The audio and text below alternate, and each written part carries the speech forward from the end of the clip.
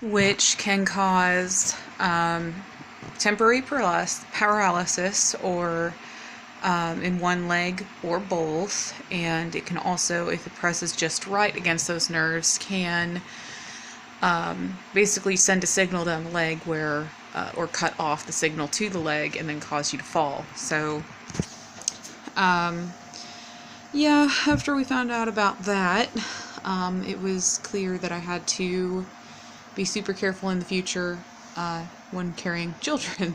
So, after just, and you know what's sad is that anti-inflammatories can basically correct that enough to where I'm not going to repeat that event in the future. So, it's still tough, nobody wants to fall with a child and certainly be looked at like some kind of monster because you fell down. My knee was completely shredded that day whenever I collided with the pavement. My left knee had debris stuck in it, and it had to be basically washed out at the hospital that we went to look at her injuries and mine to see. And I told them to look at her first, because children are first always in my mind. And after the event took place, when I was on the ground, I remember I yelled and screamed for my mother to come out, and immediately I told her to look at the baby, check Devon over, make sure she's okay, look for any bruising, swelling, any marks. She didn't hit her head, thank gosh. She landed in a way where her legs were kind of leg first, so it was a hard hit for both of us. And I was just continually saying, look after the baby. Is she okay? Is she all right? Look at her legs, check her arms, look at her butt. I was very concerned, and we took her immediately to the doctor. Meanwhile, there was like a puddle of blood under me, and I had to pull myself off the cement, and there was just blood gushing out of my leg. And my mom's like, honey, you need me to look at that too. And I said, no, look after the baby. So that happened, and obviously that's whenever she was placed with the cousins. And since it's been so long since everything happened, and at this point baby girl is in a safe environment, as I mentioned before, and she is part of a family unit. She's calling the people who are looking after her, mom and dad, and I'm not going to give names, like I said, because I don't want to divulge anything that's not anyone else's business. So I'm just filling you in on what occurred, why it occurred that way, and why I decided it's time to step down from the custody case. I am no longer going for custody. I'm going to let them do that so that baby girl can stay in their care. I do not want to uproot her, even if the court would have gone my way in the future. I couldn't live with myself re-traumatizing her and placing her in yet another place where she doesn't remember my family. I love her enough to let her go, and that's what I'm doing. So as tough as that is, I already prepared myself that she wasn't going to come home, that it's better for her if she stays in the environment that she's been in for about another year. That was me killing a bug, and I just looking for the bug. And I just, it's just one of those things where it didn't work out the way I wanted it to, but it did work out the way it was meant to, if that makes any sense. If there's ever any divine intervention, then let's put it this way: had I never fallen accidentally, had she never been hurt, she would have never been placed with the cousins. If she'd never been placed with the cousins, most likely the court would have gone my way, and I would have been able to keep baby girl. And, she would have been part of my family forever, or at least until she's 18.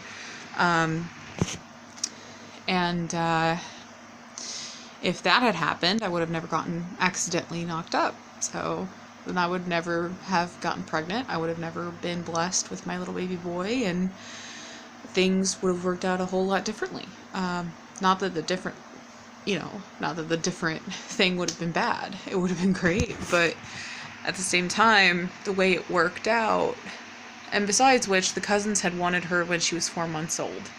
They had been talking with the biological mother often about adoption, and could they adopt Devon. And so to me, it just seems like she ended up where she was supposed to be. And everything happens for a reason.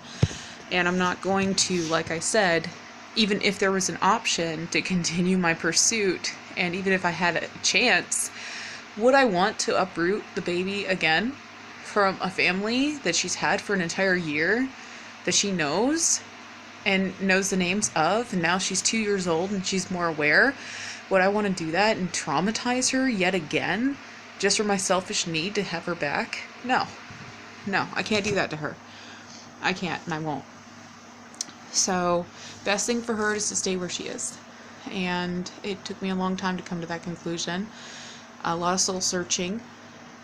And it's not that I don't love her. I love her a ton, as if she were my own baby. But again, she's been traumatized once, and I'm not doing any secondary time. It's not happening. So regardless of what could have been, I've decided I'm going to step back, do what's right for her and what's right for everybody else, and let the courts do their job. And hopefully she remains with that family where she can stay safe and be raised effectively. But yeah, still tough. I haven't seen her in a long time, but I still miss her. I have her pictures, and they remind me of the days that I watched her and looked after her and raised her as my own. So as tough as it is, sometimes you have to think about what's best for the child. And I couldn't uproot her from a place where she's calling 2 people mom and dad already, and she has 3 siblings and a few pets, and she likes where she is. I would never do that to her. So yeah, that means no more lawyer fees. Which I could care less about, honestly. I spent over $7,000, $4,000 of my money, $3,000 of my mom's, in order to pursue this, and it was mainly just to keep her safe, and my goal has been met. She's safe, and she'll always be part of my family, even when she lives somewhere else. And I even told the family that look, I love her and I still think she's part of my family, and as far as I'm concerned, if you guys need any help financially or otherwise, I'm here. I'm here to help. I'm here to render some aid if you need it. I'm not some evil person, and they know that. So yeah, took a lot, especially since I'm pregnant. It's been so hard thinking about her and about what happened, and wishing it could be different, but can't change anything about it. So that's that.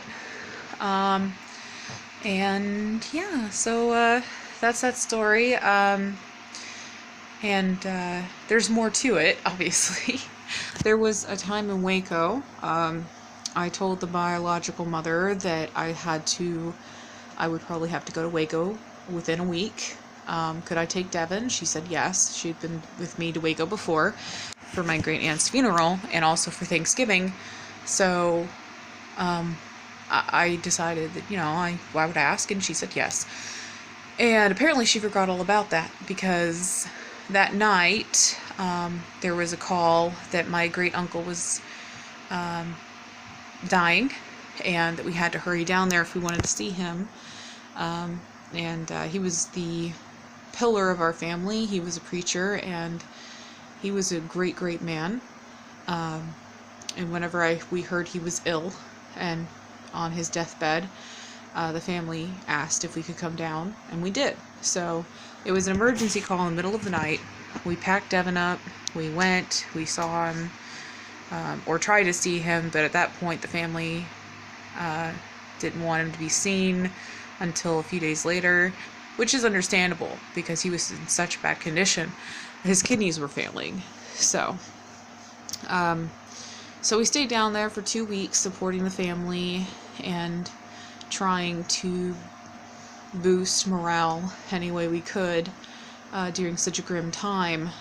And during that time, I had been contacted 2 weeks later, since we've been there for 2 weeks with baby girl.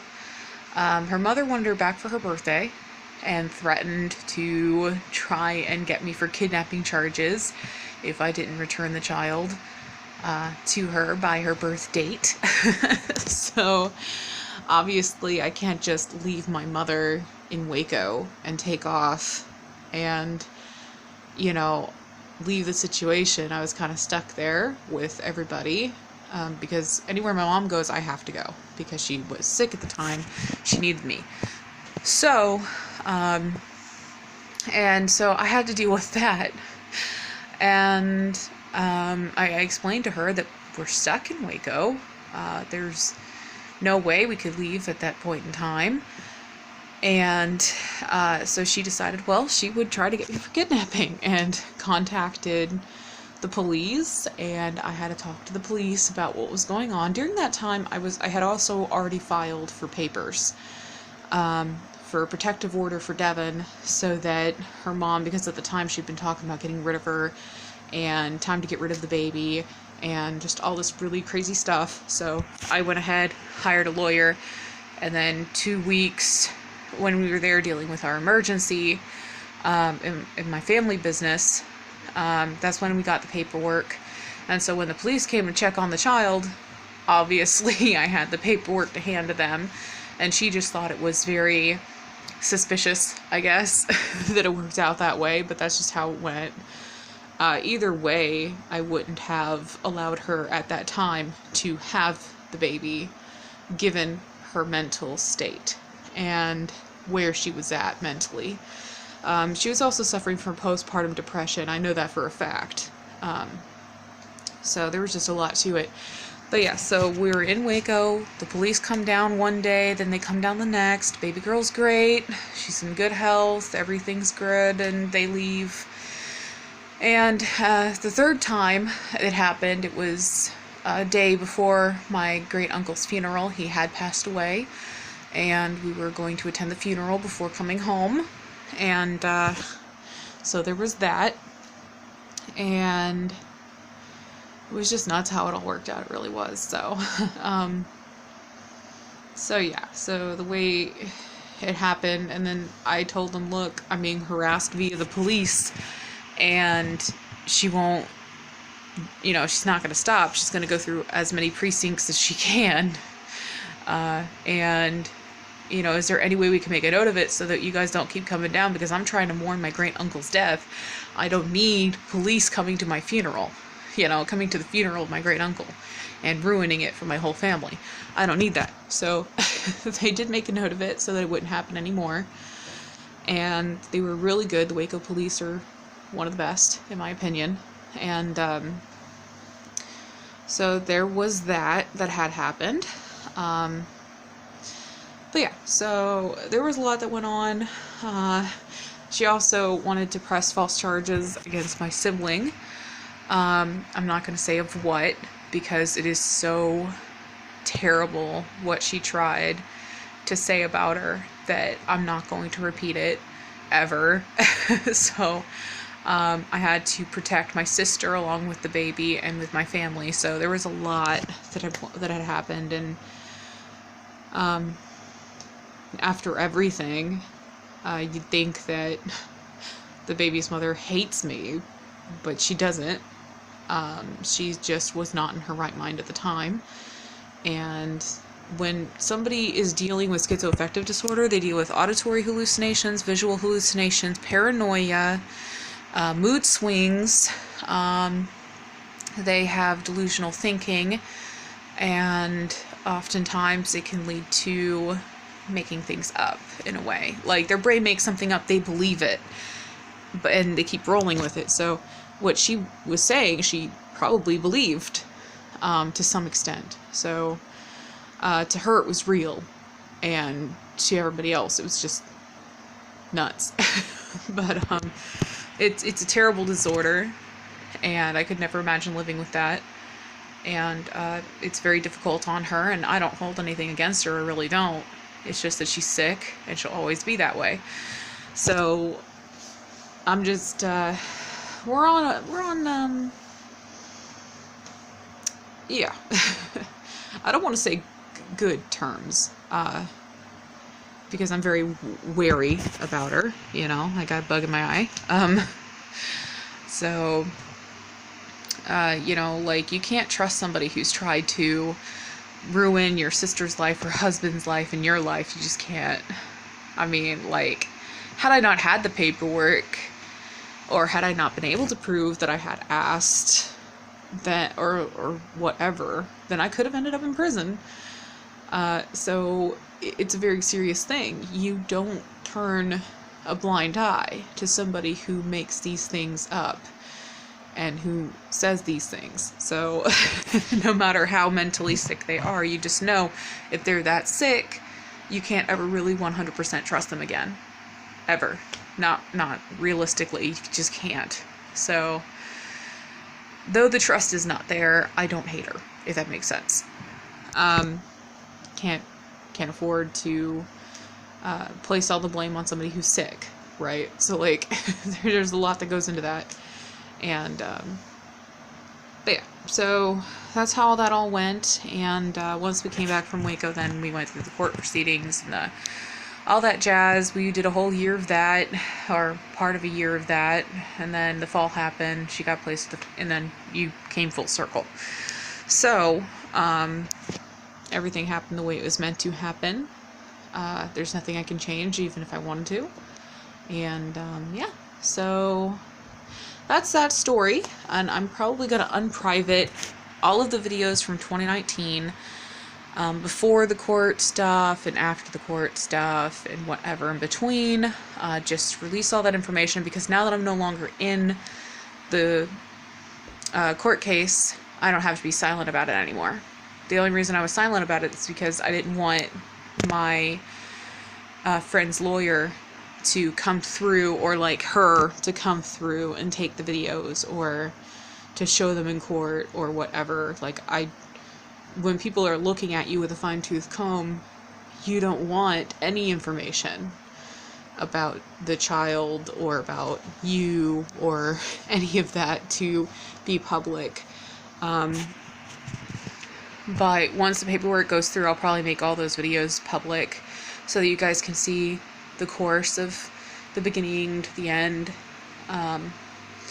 So yeah, I miss her, and I always will, and I have plenty of videos of her playing and us laughing, and just, I miss her. But it'll be okay. It'll be fine. It's just something that needs to heal the rest of the way, and probably won't ever 100% heal, but it definitely will become more bearable over time. So I do get updates, and I do get pictures from the family. So that's good. So, but yeah, I just wanted to make that quick update, and I separated it into part 1, part 2, because somebody had called me and it ruined the aesthetic of the video. So it is what it is.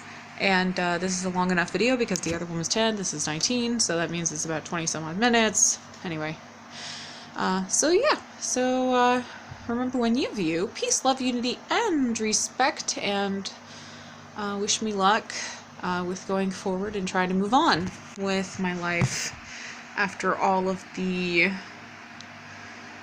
craziness. So yeah, so for now, that's just me, and here we go. Rainbow Star signing off.